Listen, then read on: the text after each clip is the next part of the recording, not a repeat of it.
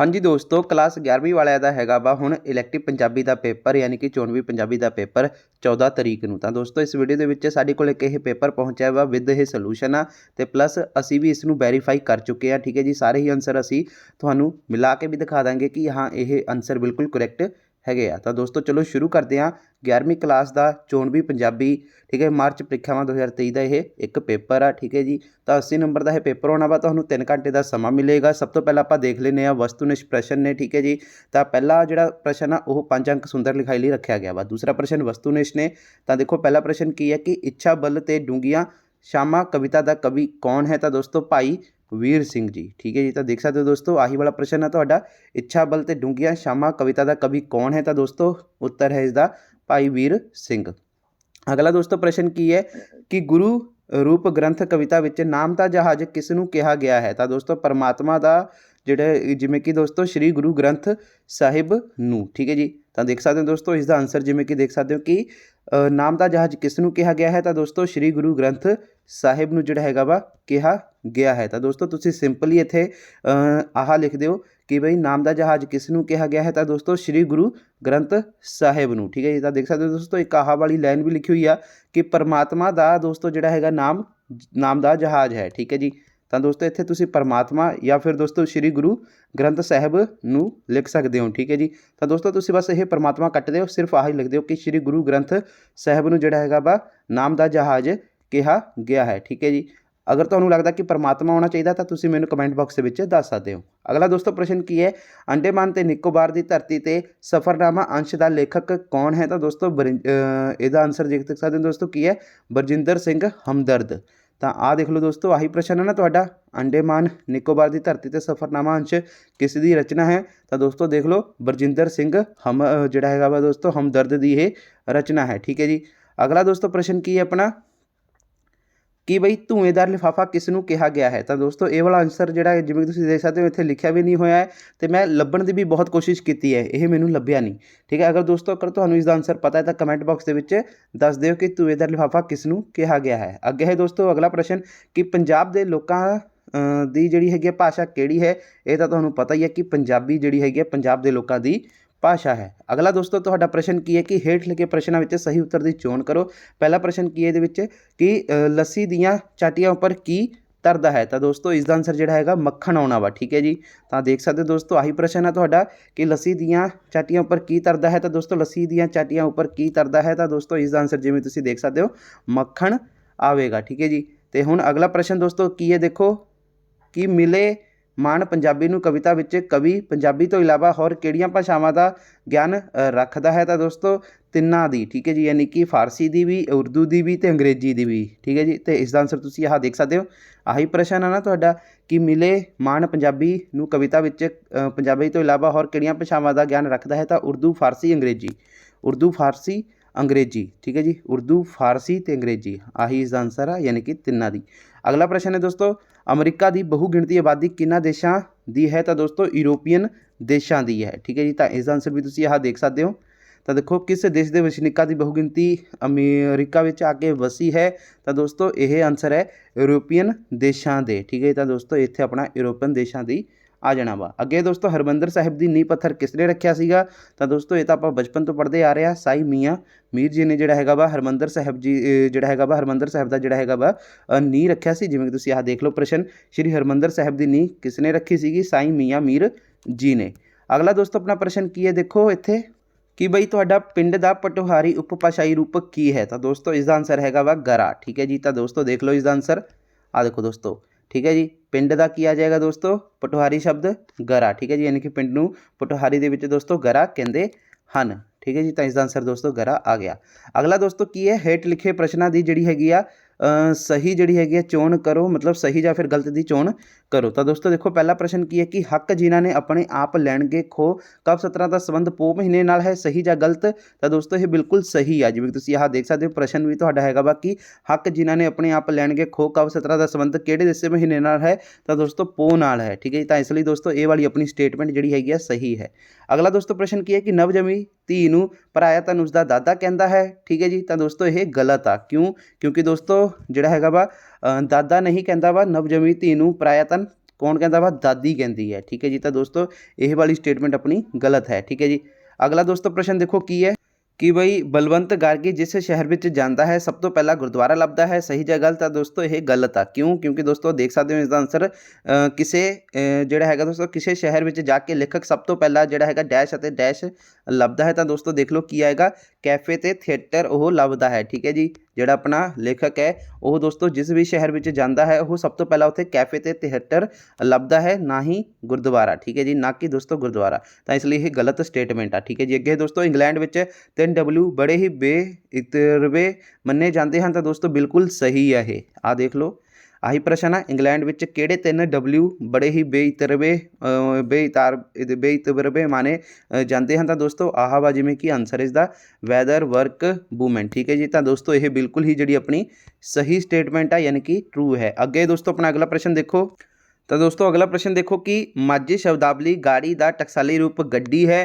तो यह दोस्तों की है गलत। क्यों? क्योंकि दोस्तों इसका आंसर तुम यहाँ देख सकते हो कि हेठ लिखे माझी शब्दावली के टकसाली रूप लिखो। तो दोस्तों गाड़ी का देखो की आएगा, गाड़ी का दोस्तों आएगा अगे। ठीक है जी, गाड़ी का किया जाएगा अगे, जिमें क्या देख सकते हो 26वां प्रश्न है ना इत्थे।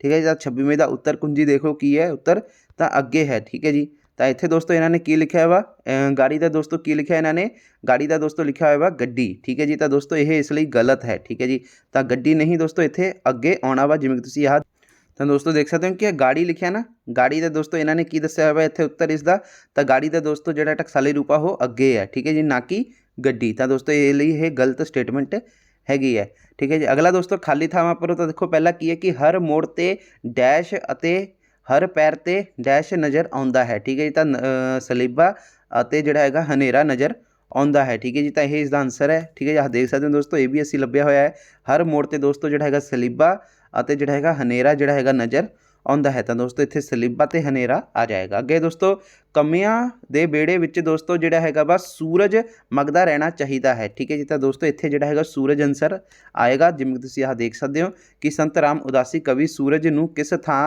ਜਿਹੜਾ ਹੈਗਾ ਮਗਦਾ ਜਿਹੜਾ ਹੈਗਾ ਦੇਖਣਾ ਚਾਹੁੰਦਾ ਹੈ। ਤਾਂ ਦੋਸਤੋ ਕਮੀਆਂ ਦੇ ਬੇੜੇ ਵਿੱਚ ਠੀਕ ਹੈ ਜੀ ਜਿਹੜਾ ਹੈਗਾ ਸੂਰਜ, ਠੀਕ ਹੈ ਜੀ ਸੂਰਜ ਨੂੰ ਜਿਹੜਾ ਹੈਗਾ ਮਗਦਾ ਦੇਖਣਾ ਚਾਹੁੰਦਾ ਹੈ। ਠੀਕ ਹੈ ਜੀ, ਤਾਂ ਦੋਸਤੋ ਇੱਥੇ ਜਿਹੜਾ ਹੈਗਾ ਸੂਰਜ ਮਗਦਾ ਰਹਿਣਾ ਚਾਹੀਦਾ ਹੈ, ਇਸ ਦਾ ਆਨਸਰ ਇਹ ਆ ਜਾਏਗਾ।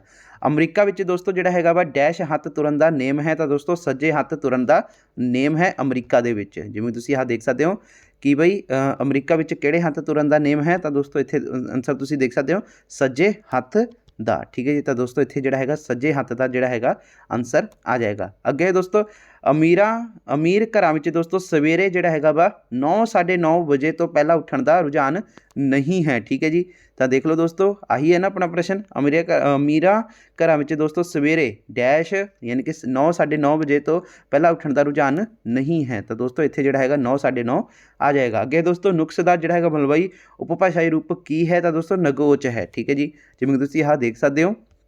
ठीक है जी, तो टकसाली रूप दोस्तों नुक्स दा की आ जाएगा नकोच। ठीक है जी, तो यह इत्थे मलवई शब्द इत्थे बन जाएगा। ठीक है जी, मलवई उपशब्द की बन जाएगा नकोच नुक्स दा। ठीक है जी, जो कि असीं तुहानूं दिखा चुके हैं। तो हुण दोस्तों तुहाडा तीसरा प्रश्न है किसी एक काव्य टोटे की प्रसंग सहित व्याख्या करो। तो आपां पहला वाला ये देखते हैं दोस्तों, देखो कि बई वैरी नाग तेरा पहला झलका जद अखियां विच वजदा। ठीक है जी, तो दोस्तों ऐसी ये वाला लभ लिया है, आई है ना तुहाडा वैरी नग तेरा पहला झलका जद अखां विच वजदा। तो दोस्तों देखो इसनूं आपां किवें आंसर इसदा लिखना वा। सब तो पहला दोस्तों इसी इन्हां दी प्रसंग लिखनी है।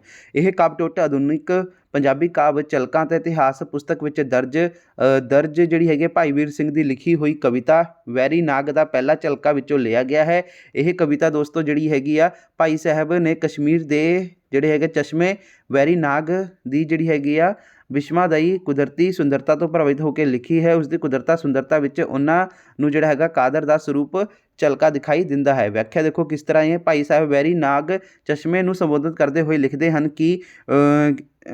हैं कि वैरी नाग जदों तेरा जिहड़ा हैगा वा विश्वादाई नज़ारा पहली बार मेरियां अखां सामने आउंदा है तो तेरी कुदरती सुंदरता विच प्रभु दा जिहड़ा हैगा वा चुंदिया जिहड़ा हैगा दोस्तों अपना चुंदिया देण वाला प्रकाश दिखाई दिंदा है, जिस नूं देख के मेरा सिर सिजदे जिहड़ा हैगा विच झुक जांदा है। तेरे पानी दा रंग फिरोजी है जो कि शीशे वांग चमकदा है।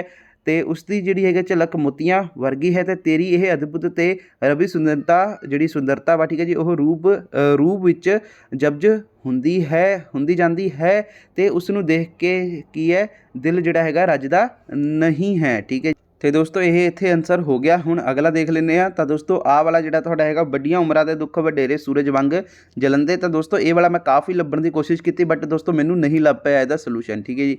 ਅਗਰ ਦੋਸਤੋ ਤੁਹਾਨੂੰ ਇਸ ਦਾ ਆਨਸਰ ਪਤਾ ਹੈ ਤਾਂ ਤੁਸੀਂ ਖੁਦ ਹੀ ਇਸ ਨੂੰ ਕਰ ਲਿਓ। ਮੈਂ ਕਾਫੀ ਕੋਸ਼ਿਸ਼ ਕੀਤੀ ਇਸ ਦੀ ਪ੍ਰਸੰਗ ਤੇ ਵਿਆਖਿਆ ਲੱਭਣ ਦੀ, ਠੀਕ ਹੈ ਜੀ, ਮੈਨੂੰ ਨਹੀਂ ਲੱਭ ਪਾਇਆ, ਠੀਕ ਹੈ ਜੀ। ਤੇ ਹੁਣ ਦੋਸਤੋ ਅਗਲਾ ਦੇਖ ਲੈਂਦੇ ਆ। ਕਿਸੇ ਇੱਕ ਕਵਿਤਾ ਦਾ ਕੇਂਦਰੀ ਭਾਵ ਲਿਖੋ। ਤਾਂ ਦੇਖੋ ਗੁਰੂ ਰੂਪ ਗ੍ਰੰਥ, ਠੀਕ ਹੈ, ਧਨੀ ਰਾਮ ਚਤਰਿਕ। ਤਾਂ ਇਹਨਾਂ ਦਾ ਆਪਾਂ ਇਹ ਦੇਖ ਲੈਂਦੇ ਹਾਂ। ਤਾਂ ਦੇਖੋ ਦੋਸਤੋ ਪ੍ਰਸੰਗ ਸਾਹਿਤ ਵਿਆਖਿਆ ਗੁਰੂ ਰੂਪ ਗ੍ਰੰਥ ਕਵਿਤਾ ਦਾ ਕੇਂਦਰੀ ਭਾਵ। ਤਾਂ ਦੇਖੋ ਦੋਸਤੋ ਕੀ ਹੈ, ਸਿੱਖਾਂ ਦੀ ਜਿੰਦ ਜਾਨ ਅਤੇ ਨਾਮ ਦੇ ਜਹਾਜ਼ ਸ਼੍ਰੀ ਗੁਰੂ ਗ੍ਰੰਥ ਸਾਹਿਬ ਜੀ ਦੀ ਜਿਹੜੀ ਹੈਗੀ ਮਹਿਮਾ ਅਪਰੰਪਾਰ ਹੈ। ਇਸ ਦੀ ਸੰਪਾਦਨਾ ਸ਼੍ਰੀ ਗੁਰੂ ਅਰਜਨ ਦੇਵ ਜੀ ਨੇ ਕੀਤੀ ਅਤੇ ਇਸ ਨੂੰ ਜਿਹੜਾ ਹੈਗਾ ਵਾ ਸੱਚਖੰਡ ਸ਼੍ਰੀ ਹਰਿਮੰਦਰ ਸਾਹਿਬ ਵਿੱਚ ਜਿਹੜਾ ਹੈਗਾ ਸੁਸ਼ੋਭਿਤ ਕੀਤਾ। ਇਸ ਮਹਾਨ ਪਵਿੱਤਰ ਗ੍ਰੰਥ ਦਾ ਚਾਨਣ ਚਾਰੇ ਪਾਸੇ ਹੈ। ਸਭ ਅਮੀਰ ਗਰੀਬ ਅਤੇ ਊਚ ਨੀਚ ਉੱਤੇ ਇਸ ਦੀ ਜਿਹੜੀ ਹੈਗੀ ਆ ਬਖਸ਼ਿਸ਼ ਹੈ। ਇਸ ਮਹਾਨ ਗ੍ਰੰਥ ਦਾ ਜਿਹੜਾ ਹੈਗਾ ਦੋਸਤੋ ਇਕਬਾਲ ਸਦਾ ਬੁਲੰਦ ਰਹੇ ਅਤੇ ਘਰ ਘਰ ਇਸ ਦੇ ਨਾਮ ਦਾ ਜਿਹੜਾ ਹੈਗਾ ਉਪਦੇਸ਼ ਦਾ ਪ੍ਰਚਾਰ ਹੋਵੇ, ਠੀਕ ਹੈ ਜੀ। ਤਾਂ ਇਹ ਤੁਹਾਡਾ ਜਿਹੜਾ ਕਵਿਤਾ ਦਾ ਕੇਂਦਰੀ ਭਾਵ ਹੋ ਗਿਆ। ਤੇ ਅੱਗੇ ਹੈ ਦੋਸਤੋ ਆਪਣਾ ਹਰ ਮੋੜ ਤੇ ਸਲੀਬਾ, ਠੀਕ ਹੈ ਜੀ। ਤਾਂ ਇਸ ਦਾ ਵੀ ਕੇਂਦਰੀ ਭਾਵ ਦੇਖ ਲੈਂਦੇ ਆ। ਤਾਂ ਦੋਸਤੋ ਦੇਖੋ ਹਰ ਮੋੜ ਤੇ ਸਲੀਬਾ ਕੇਂਦਰੀ ਭਾਵ ਦੇਖੋ ਦੋਸਤੋ ਕੀ ਹੈ, ਡਾਕਟਰ ਜਗਤਾਰ ਸਿੰਘ ਨੇ ਇਹ ਲਿਖਿਆ। ਤਾਂ ਦੇਖੋ ਕ੍ਰਾਂਤੀ ਦਾ ਰਾਹ ਦੋਸਤੋ ਕੁਰਬਾਨੀ ਭਰਿਆ ਹੈ, ਪਰੰਤੂ ਕ੍ਰਾਂਤੀਕਾਰੀ ਮੁਸ਼ਕਿਲਾਂ ਤੋਂ ਨਹੀਂ ਘਬਰਾਉਂਦੇ ਅਤੇ ਨਹੀਂ ਘਬਰਾਉਂਦੇ ਅਤੇ ਆਸ਼ਾਵਾਦੀ ਰਹਿੰਦੇ ਹਨ। ਉਹ ਕਹਿੰਦੇ ਹਨ ਕਿ ਕ੍ਰਾਂਤੀ ਦੀ ਪ੍ਰਾਪਤੀ ਲਈ ਜਿਹੜਾ ਹੈਗਾ ਵਾ ਹਰ ਕਦਮ ਤੇ ਸੂਲੀਆਂ ਅਤੇ ਦੁੱਖਾਂ ਹੀ ਹਨ, ਪਰ ਉਹ ਹੌਸਲੇ ਨਾਲ ਅੱਗੇ ਵੱਧਦੇ ਰਹਿੰਦੇ ਹਨ। ਉਹਨਾਂ ਨੂੰ ਮਿਟਾਉਣ ਦੀ ਬਹੁਤੀ ਜਿਹੜੀ ਹੈਗੀ ਕੋਸ਼ਿਸ਼ ਕੀਤੀ ਗਈ ਹੈ, ਪਰ ਉਹ ਪੱਥਰ ਉੱਪਰ ਜਿਹੜੇ ਹੈਗੇ ਉਕਰੇ ਹੋਏ ਨਕਸ਼ਬੰਦ ਹਨ, ਨਾ ਕਿ ਰੇਤੇ ਉੱਪਰ। ਉਸ ਦਾ ਖੂਨ ਧਰਤੀ ਉੱਪਰ ਵਧੀਕੀਆਂ ਨੂੰ ਜਿਹੜਾ ਹੈਗਾ ਬਰਦਾਸ਼ਤ ਨਹੀਂ ਕਰ ਸਕਦਾ। ਸਗੋਂ ਜਿਹੜੀ ਹੈਗੀ ਆ ਸਗੋਂ ਦੋਸਤੋ ਕ੍ਰਾਂਤੀ, ਇੱਥੇ ਕ੍ਰਾਂਤੀ ਆਉਣਾ ਦੋਸਤੋ, ਕ੍ਰਾਂਤੀ ਦਾ ਰਾਹ ਇੱਕ ਨਾ ਇੱਕ ਦਿਨ ਫੜੇਗਾ, ਠੀਕ ਹੈ ਜੀ। ਤਾਂ ਇੱਥੇ ਦੋਸਤੋ ਸਹੀ ਕਰ ਲਿਓ, ਇੱਥੇ ਕ੍ਰਾਂਤੀ ਦਾ ਸਪੈਲਿੰਗ ਇਹਨੂੰ ਸਹੀ ਕਰ ਲਿਓ। ਇੱਥੇ ਇਹ ਲਿਖਿਆ ਹੋਇਆ ਨਾ, ਇੱਥੇ ਦੋਸਤੋ ਐਵੇਂ ਪਾ ਦਿਓ ਅਤੇ ਉੱਪਰ ਬਿੰਦੀ ਪਾ ਦਿਓ। ਕ੍ਰਾਂਤੀ ਇੱਥੇ ਜਿਹੜਾ ਆਏਗਾ, ਕ੍ਰਾਂਤੀ ਦਾ ਰਾਹ ਜਿਹੜਾ ਹੈਗਾ ਇੱਕ ਨਾ ਇੱਕ ਦਿਨ ਫੜੇਗਾ, ਠੀਕ ਹੈ ਜੀ। ਤਾਂ ਇਹ ਆਨਸਰ ਹੋ ਗਿਆ ਤੁਹਾਡਾ ਕਿਹੜਾ ਸੀਗਾ, ਹਰ ਮੋੜ ਸਲੀਬਾ ਦਾ, ਠੀਕ ਹੈ ਜੀ। ਤੇ ਹੁਣ ਅਗਲਾ ਦੋਸਤੋ ਪ੍ਰਸ਼ਨ ਕੀ ਹੈ, ਭਾਈ ਵੀਰ ਸਿੰਘ ਜੀ ਜਾਂ ਫਿਰ ਅੰਮ੍ਰਿਤਾ ਪ੍ਰੀਤਮ ਦੇ ਜੀਵਨ ਅਤੇ ਕਾਵਿ ਰਚਨਾ ਉੱਤੇ ਇੱਕ ਨੋਟ ਲਿਖੋ। ਤਾਂ ਦੋਸਤੋ ਦੇਖਦੇ ਹਾਂ, ਚਲੋ ਸਭ ਤੋਂ ਪਹਿਲਾਂ ਭਾਈ ਵੀਰ ਸਿੰਘ ਜੀ ਦਾ ਦੇਖ ਲੈਂਦੇ ਹਾਂ, 1872 ਤੋਂ ਲੈ ਕੇ 1957 ਤੱਕ। ਤਾਂ ਦੇਖੋ ਜੀਵਨ ਭਾਈ ਵੀਰ ਸਿੰਘ ਦੀ ਜਿਹੜੀ ਹੈਗੀ ਆ ਆਧੁਨਿਕ ਪੰਜਾਬੀ ਸਾਹਿਤ ਪਿਤਾਮਾ ਮੰਨੇ ਜਾਂਦੇ ਹਨ। ਉਹਨਾਂ ਦਾ ਜਨਮ ਜਿਹੜਾ ਹੈਗਾ 5 ਦਸੰਬਰ 1872 ਈਸਵੀ ਨੂੰ ਹੋਇਆ। ਆਪ ਦੇ ਪਿਤਾ ਦਾ ਨਾਂ ਦੋਸਤੋ ਡਾਕਟਰ ਚਰਨ ਸਿੰਘ ਤੇ ਮਾਤਾ ਦਾ ਨਾਂ ਦੋਸਤੋ ਸਮ੍ਰਿਤੀ ਉੱਤਮ ਕੌਰ ਸੀ। ਆਪ ਨੇ 10ਵੀਂ ਦੀ ਪ੍ਰੀਖਿਆ ਪਾਸ ਕਰਨ ਉਪਰੰਤ ਕਿਸੇ ਕਾਲਜ ਵਿੱਚ ਪੜ੍ਹਾਈ ਕਰਨ ਦੀ ਥਾਂ ਸਵੈ ਅਧਿਐਨ ਰਾਹੀਂ ਭਾਰਤੀ ਅਤੇ ਵਿਦੇਸ਼ੀ ਸਾਹਿਤ ਪੜ੍ਹਿਆ, ਠੀਕ ਹੈ ਜੀ। ਭਾਈ ਸਾਹਿਬ ਪੰਜਾਬੀ ਦੇ ਨਾਲ ਨਾਲ ਉਰਦੂ, ਫਾਰਸੀ ਅਤੇ ਸੰਸਕ੍ਰਿਤ ਅਤੇ ਬ੍ਰਿਜ ਭਾਸ਼ਾ ਦੇ ਜਿਹੜੇ ਹੈਗੇ ਚੰਗੇ ਜਿਹੜੇ ਗਿਆਤਾ ਸਨ, ਠੀਕ ਹੈ ਜੀ। ਆਪ ਨੇ ਨਵੰਬਰ 1891 ਵਿੱਚ ਵਜ਼ੀਰ ਹਿੰਦ ਪ੍ਰੈਸ ਲਾਇਆ। 1894 ਈਸਵੀ ਵਿੱਚ ਖਾਲਸਾ ਜਿਹੜੀ ਹੈਗੀ ਹੈ ਦੋਸਤੋ ਟਰੈਕਟ ਸੁਸਾਇਟੀ ਬਣਾ ਕੇ ਨਿਰਗੁਣ ਆਰਿਆ, ਠੀਕ ਹੈ ਜੀ। ਅਤੇ ਆਪਣੇ ਜਿਹੜੇ 1899 ਵਿੱਚ ਖਾਲਸਾ ਜਿਹੜੀ ਹੈਗੀ ਹੈ ਸਮਾਚਾਰ ਨਾਦਾ ਦੇ ਪੱਤਰ ਜਾਰੀ ਕੀਤੇ। ਫਿਰ ਦੋਸਤੋ ਨਿਰੰਤਰ ਸਾਹਿਤ ਸਾਧਨ ਵਿੱਚ ਦੋਸਤੋ ਜਿਹੜੇ ਹੈਗੇ ਲੱਗੇ ਰਹੇ। ਮੇਰੇ ਸਾਈਆਂ ਜਿਉ ਨੂੰ ਭਾਰਤੀ ਸਾਹਿਤ ਅਕਾਦਮੀ ਨੇ ਦੋਸਤੋ 5000 ਦੇ ਇਨਾਮ ਨਾਲ ਜਿਹੜਾ ਹੈਗਾ ਸਨਮਾਨਿਤ ਕੀਤਾ। ਇਸ ਤੋਂ ਪਹਿਲਾਂ ਦੋਸਤੋ 1949 ਵਿੱਚ ਜਿਹੜਾ ਹੈਗਾ ਦੋਸਤੋ ਆਪ ਦੀ ਸਾਹਿਤ ਸੇਵਾ ਨੂੰ ਜਿਹੜੀ ਹੈਗੀ ਆ ਮੁੱਖ ਰੱਖਦੇ ਹੋਏ ਪੰਜਾਬ ਯੂਨੀਵਰਸਿਟੀ ਨੇ ਜਿਹੜਾ ਹੈਗਾ ਆਪ ਨੂੰ ਡਾਕਟਰ ਆਫ ਓਰੀਐਂਟਲ ਲਰਨਿੰਗ ਦੀ ਜਿਹੜੀ ਹੈਗੀ ਆ ਅਨਰੇਗੀ ਡਿਗਰੀ ਪ੍ਰਦਾਨ ਕੀਤੀ। 1952 ਵਿੱਚ ਆਪ ਜਿਹੜੇ ਹੈਗੇ ਆ ਪੰਜਾਬ ਵਿਧਾਨ ਸਭਾ ਦੇ ਜਿਹੜੇ ਹੈਗੇ ਮੈਂਬਰ ਨਿਯੁਕਤ ਹੋਏ ਅਤੇ ਜਿਹੜਾ ਹੈਗਾ 25 ਜਨਵਰੀ 1956 ਨੂੰ ਪਦਮ ਭੂਸ਼ਣ ਨਾਲ ਸਨਮਾਨਿਤ ਹੋਏ। ਆਪ ਦੀ ਜਿਹੜੀ ਹੈਗੇ ਜਨਮ ਸ਼ਤਾਬਦੀ ਮੌਕੇ ਦਿੱਲੀ ਵਿਖੇ ਭਾਈ ਵੀਰ ਸਿੰਘ ਸਾਹਿਤ ਸਦਨ ਦੀ ਸਥਾਪਨਾ ਹੋਈ। ਇਸ ਸੰਸਥਾ ਵੱਲੋਂ ਆਪ ਦੀ ਜਿਹੜੀ ਹੈਗੀਆਂ ਨੇ ਅਣਪ੍ਰਕਾਸ਼ਿਤ ਜਿਹੜੀ ਹੈ ਗਜ਼ਲਾਂ ਦੀ ਪੁਸਤਕ 1987 ਵਿੱਚ ਜਿਹੜੀ ਹੈਗੀ ਦੀਵਾਨ ਭਾਈ ਵੀਰ ਸਿੰਘ ਸਿਰਲੇਖ ਹੇਠ ਛਾਪੀ ਗਈ। ਇਸ ਨਾਲ ਉਹ ਪੰਜਾਬੀ ਗਜ਼ਲ ਦੇ ਮੁੱਢਿਆਂ ਵਿੱਚ ਸ਼ਾਮਿਲ ਹੋ ਜਾਂਦੇ ਹਨ। ਆਪ ਦਾ ਦੇਹਾਂਤ ਜਿਹੜਾ ਹੈਗਾ 10 ਜੂਨ 1957 ਨੂੰ ਹੋਇਆ, ਠੀਕ ਹੈ ਜੀ। ਅਤੇ ਅੱਗੇ ਦੋਸਤੋ ਦੇਖੋ ਕਿ ਭਾਈ ਵੀਰ ਸਿੰਘ ਜਿਹੜੀ ਹੈਗੇ ਪੰਜਾਬ ਦੇ ਜਿਹੜੇ ਹੈਗੇ ਬਹੁਪੱਖੀ ਲੇਖਕ ਹਨ, ਠੀਕ ਹੈ ਜੀ। ਆਪ ਦੇ ਸਮੇਂ ਭਾਵੇਂ ਭਾਰਤ ਦੇ ਪੰਜਾਬ ਵਿੱਚ ਅਨੇਕਾਂ ਰਾਜ ਸੀ, ਸਮਾਜਿਕ ਅਤੇ ਦੋਸਤੋ ਧਾਰਮਿਕ ਲਹਿਰਾਂ ਚੱਲੀਆਂ ਸਨ, ਪਰ ਆਪ ਨੇ ਇਹਨਾਂ ਤੋਂ ਜਿਹੜੇ ਹੈਗੇ ਲੰਬੇ ਰਹਿ ਕੇ ਸਾਹਿਤ ਰਚਨਾ ਕੀਤੀ। ਭਾਈ ਸਾਹਿਬ ਦੀ ਦੇਣ ਕਵਿਤਾ, ਨਾਵਲ, ਵਾਰਤਕ ਅਤੇ ਨਾਟਕ ਦੇ ਖੇਤਰ ਵਿੱਚ ਕਾਫੀ ਮਾਤਰਾ ਵਿੱਚ ਹੈ, ਠੀਕ ਹੈ ਜੀ।